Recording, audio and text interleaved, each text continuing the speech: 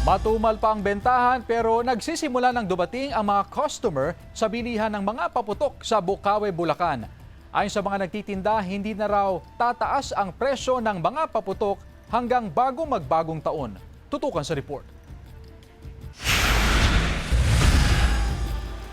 Dumayo pa sa Bukawi, Bulacan ang magkakaibigan na yan para mamili ng paputok at pailaw para sa salubong sa bagong taon. Sinadya raw talaga nilang dito mamili kahit pa marami nang nagbebenta nito online. Iba po kasi yung legitimacy po ng gawa talaga ng Bukawi. Talaga dito mo lang mabibili yung mga original na mga paputok eh. Ayon pa kay Jade, 5 taon na siyang namimili rito ng paputok. Marami na raw nagbago sa regulasyon at presyo ng mga ito kumpara noong mga nakalipas na taon. Ayon naman sa tinderang si alias Erica, matumal pa sa ngayon ang bentahan ng mga paputok. Hindi ko din po alam eh. Baka po sa financial din po sa mga... Nag-i-start po siguro yan, 27 po hanggang 31 yan. Dito sa Bukawi, nasa 150 pesos hanggang 7,000 pesos depende sa klase. Bawal ang testing dito kaya maiging panoorin na lang online ang mga pailaw at paputok na bibilhin. Ayon sa mga nagtitinda, hindi natataas pa ang presyo ng kanilang mga paninda hanggang bago magbagong taon. Nitong nakaraang araw, nag-inspeksyon na ang PNP at provincial government sa benta ng paputok sa Bukawi para matiyak na walang iligal na ibinibenta rito. CJ Torida,